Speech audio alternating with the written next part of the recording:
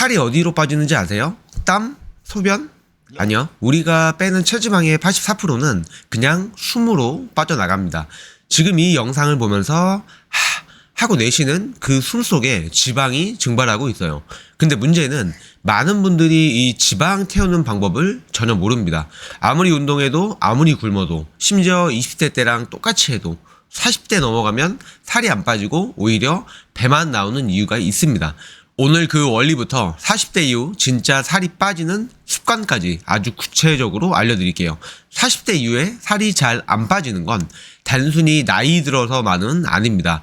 몸속에서 세 가지 큰 변화가 동시에 일어나기 때문인데요. 그중 첫 번째, 지방의 주소가 바뀝니다. 두 번째, 근육이 줄어요. 세 번째, 대사 속도가 전반적으로 느려집니다.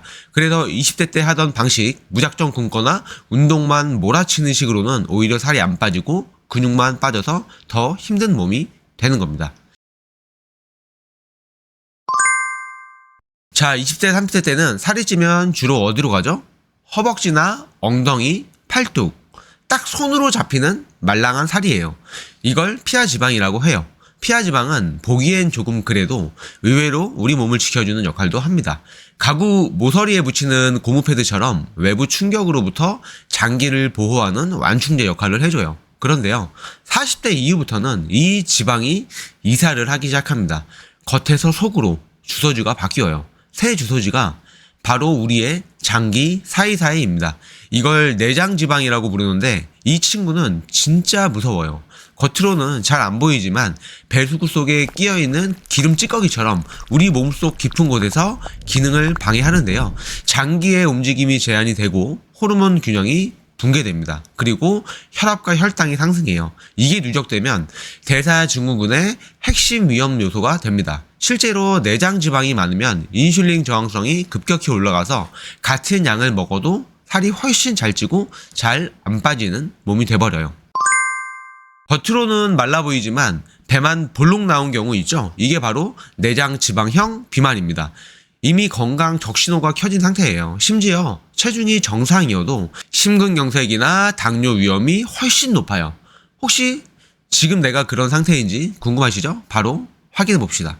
배꼽 기준으로 줄자를 둘러보세요.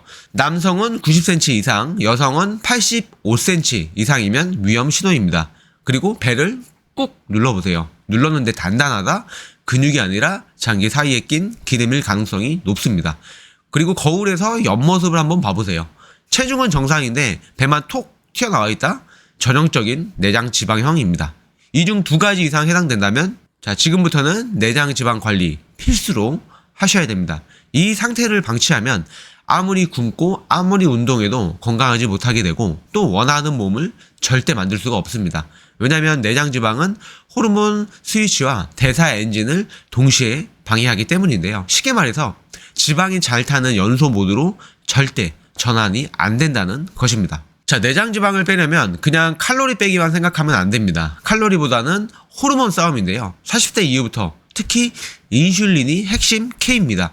인슐린은 원래 혈당을 안정시키는 착한 호르몬인데 이게 너무 자주, 너무 많이 분비되면 몸이 지방 저장 모드로 잠겨버려요.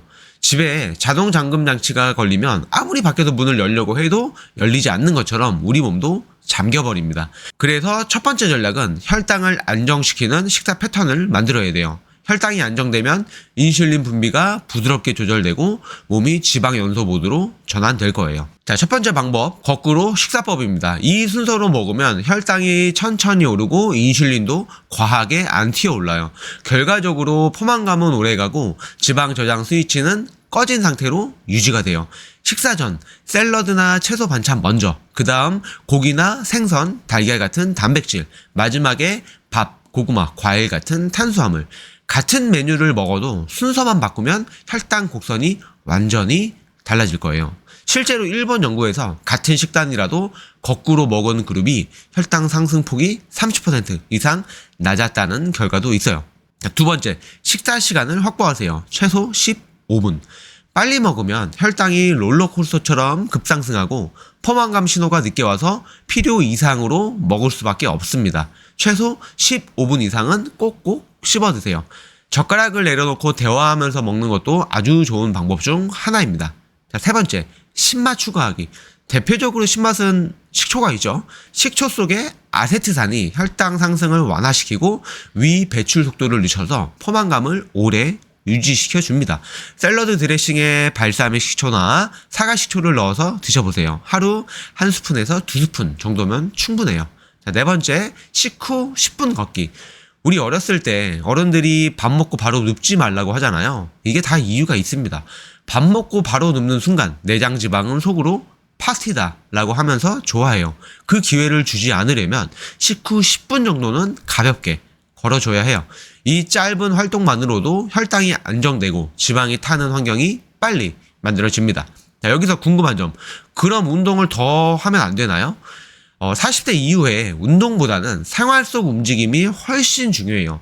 가까운 거리는 차 대신에 걷기라든지 엘리베이터 대신 계단을 이용하기라든지 하루 7,000보에서 8,000보 걷기 목표로 한번 해보세요. 이게 바로 비운동성 활동 대사를 높이는 방법이고, 이 활동량이 쌓이면 지방이 타는 속도가 장작에 불붙듯 빨라질 거예요. 자, 그리고 인슐린에게 쉬는 시간을 만들어주세요. 식사 시간을 최소 4시간에서 5시간 유지해 주시고요. 계속 간식을 먹으면서 혈당을 올려버리면 인슐린이 하루 종일 쉬지 못해서 지방 연소 스위치가 꺼져버려요. 반대로 중간중간 인슐린이 휴식 시간을 가지면 연소 모드로 훨씬 빨리 전환이 됩니다. 40대 넘어가면 진짜 무서운 게 하나 더 있어요. 바로 근육이 줄어드는 거예요.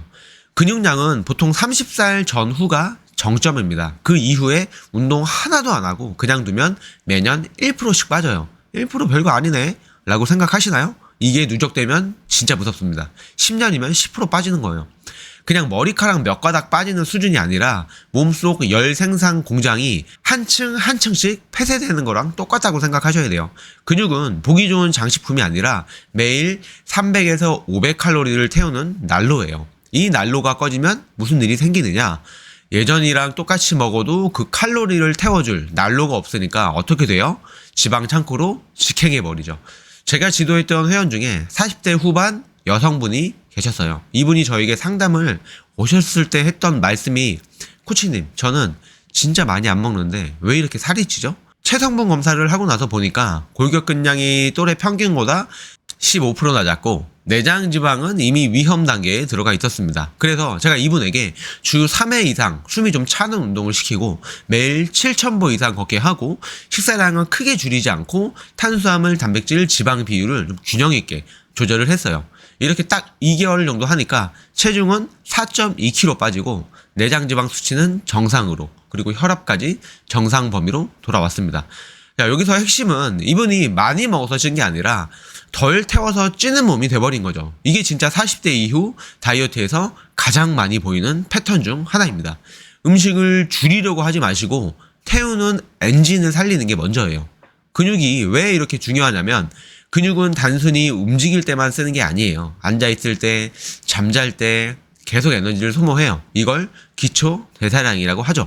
근육이 많을수록 이 기초 대사량이 높아져서 가만히 있어도 지방을 태우는 몸이 됩니다. 근육 이야기를 했으니 이제는 내장 지방을 붙잡고 있는 또 다른 범인을 알려드릴게요. 바로 코르티솔입니다.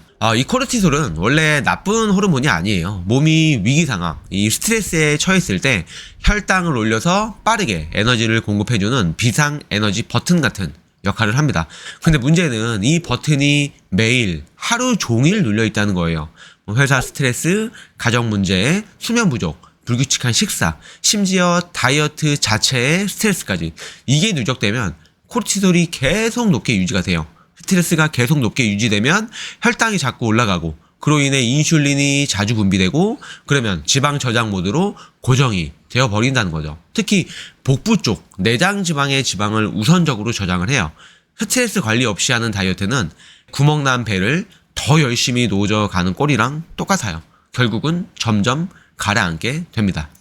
제 회원분 이야기를 하나 더 해드릴게요. 40대 초반의 남성 회원분이셨고요. 운동도 열심히 하시고 식단도 철저하게 하는데 3개월 동안 체중이 거의 안 빠지는 거예요. 이유를 찾아봤더니 회사 야근이 많아서 매일 새벽 2시, 3시에 주무시더라고요. 수면이 부족하니까 코르티솔이 계속 높은 상태로 유지됐던 거죠. 그래서 운동 강도는 잠시 낮추고 수면 패턴부터 바로 잡기로 했어요. 저강도로 유산소 운동을 추가했고요. 이렇게 했더니 6주 만에 내장 지방이 위험 단계에서 보통으로 내려오더라고요. 많은 분들이 다이어트를 하면서 이 얘기를 정말 많이 하십니다. 아니 분명 먹는 거 줄였는데 살이 안 빠져요. 오히려 더 찌는 것 같아요. 40대 이후에 정말 흔한 패턴 중 하나인데요. 나이 들수록 무조건 굶는 것 거의 100이면 100 실패합니다. 왜냐하면 몸이 칼로리가 확 줄면 바로 살찌는 모드로 바뀌거든요. 야 지금 먹을 게 없으니까 에너지 아껴 써라 라고 하면서 지방을 만들어요. 기초대사량을 확 낮춰서 칼로리 소비를 줄이고 지방은 안 쓰고 아껴두고 대신 근육이랑 수분부터 빼버려요. 그래서 결과는 지방은 그대로 있고 몸은 약해지고 요요는 훨씬 빨리 찾아와요. 그래서 결론은 먹으면서 빼야 됩니다. 답은 하나예요. 먹으면서 차근차근 건강하게. 단백질은 충분히, 좋은 지방은 적당히, 불필요한 당이나 정제 탄수화물, 그리고 나쁜 지방은 먹지 말고요. 그리고 다이어트 하는 분들, 탄수화물을 막 진짜 나쁜 놈 취급하시는데 탄수화물은 악마가 아니에요. 종류를 똑똑하게 고르는 게 중요합니다. 그 기준은 두 가지, GI 지수 그리고 식이섬유 함량. 흰 쌀밥 대신 현미나 잡곡밥으로, 흰빵 대신 통밀빵으로, 과자 대신 신선한 과일로 이렇게만 바꿔도 포만감 오래가고 혈당이 안정돼서 지방이 덜 쌓여요. 그리고 또 하나, 무엇을 보다 어떻게 먹느냐. 같은 음식이어도 순서만 바꾸면 결과가 달라져요. 저는 회원분들에게 늘 이렇게 말해요. 밥보다 채소랑 단백질 먼저 드세요. 그래야 혈당이 확 안 올라요. 그리고 사과나 감자처럼 껍질째 먹을 수 있는 건 그냥 드세요. 거기에 영양소가 정말 많이 들어있거든요.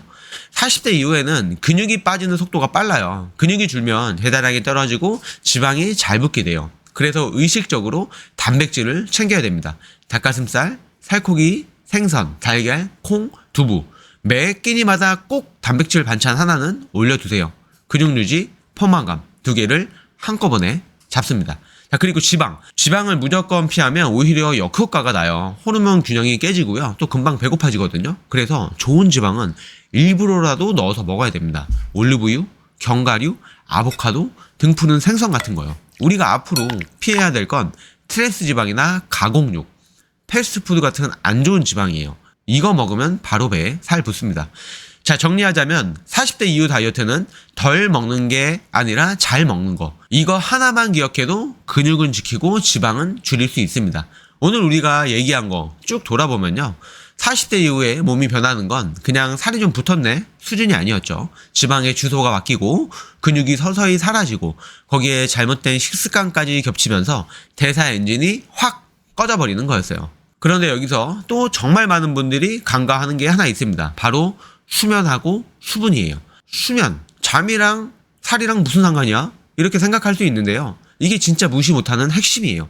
잠이 부족하면 우리 몸은 바로 야 지금 비상 상태야 하고 경보를 울립니다. 그 순간 식욕을 올리는 그렐린은 급상승하고 포만감을 주는 렙틴은 뚝 떨어져요. 그럼 어떻게 될까요? 평소 같으면 한 그릇 먹고 됐다 하던 사람이 두 그릇 먹고도 배가 안 부른 상태가 되는 거예요. 게다가 잠이 부족하면 피곤하니까 움직이는 양도 확 줄어듭니다.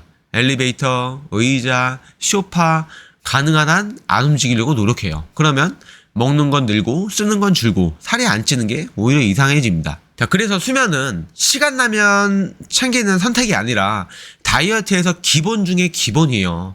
성인 기준 하루 7시간에서 8시간, 가능하면 매일 같은 시간에 자고 일어나기, 자기 전에는 불빛을 줄이고 폰 내려놓고 어둡게 만들어서 몸이 잘 시간이구나 라고 생각할 수 있게 해주는 거예요.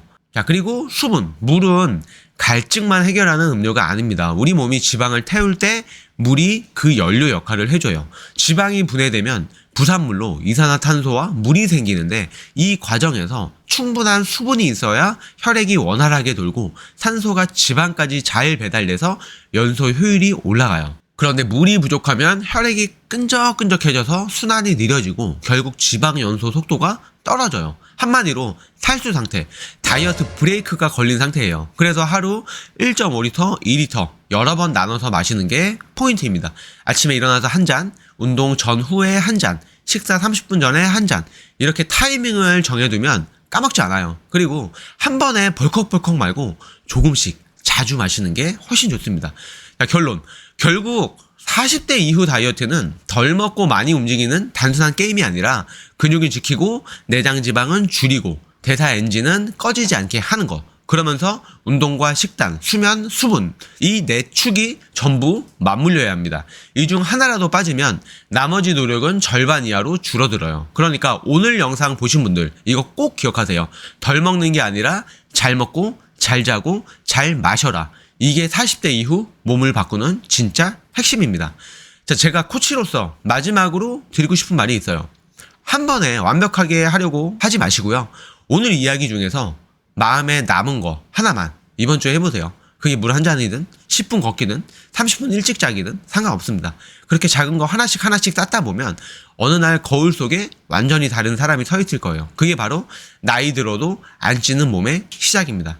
그리고 꼭 기억하셨으면 하는 게 있어요. 이제 늦은 것 같아요. 나이 먹고 못하겠어요. 이 말 저도 회원님들에게 진짜 많이 들어봤거든요. 저도 그 마음 압니다. 예전 같지 않은 몸에 당황하고 옷이 안 맞아 속상하고 몸무게는 안 내려가고 근데 절대로 늦지 않았습니다. 우리 몸은 나이에 상관없이 관리하는 만큼 변합니다. 다만 20대처럼 단기간에 빨리 가는 대신 40대 이후는 지치지 않고 오래 갈 수 있는 페이스를 걷는 게 중요해요. 목표도 예전 몸무게가 아니라 건강한 체력과 적정 체지방률에 맞추는 게 핵심이에요. 그리고 잊지 마세요. 근육은 나이에 상관없이 만들 수 있습니다. 예를 들어 제 회원 중 한 분은 58세였습니다.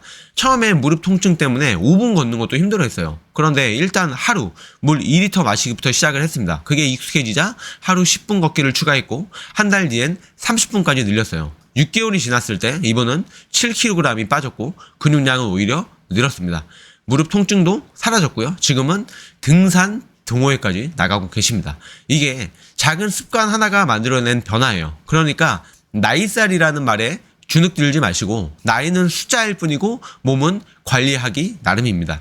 다이어트는 잠깐 독하게 하는 프로젝트가 아니라 인생을 바꾸는 생활 방식의 전환이에요. 꼭 기억하세요. 지금 시작하는 게 제일 빠른 시작입니다. 걷기 10분, 물 한 잔, 30분 일찍 자기. 이런 작은 습관들이 1년 뒤에 완전히 달라질 여러분을 만들어 줄 거예요. 저는 그 변화를 전적으로 응원합니다. 그러니까 지금 딱 하나부터 시작해보세요. 그리고 1년 뒤 거울 속에서 놀랄 준비하시길 바랍니다. 제가 준비한 영상은 여기까지고요. 오늘 영상이 도움이 되셨다면 구독, 좋아요, 알림 설정 잊지 마시고요. 다음 영상에 더 유익한 방송으로 찾아오도록 하겠습니다. 감사합니다.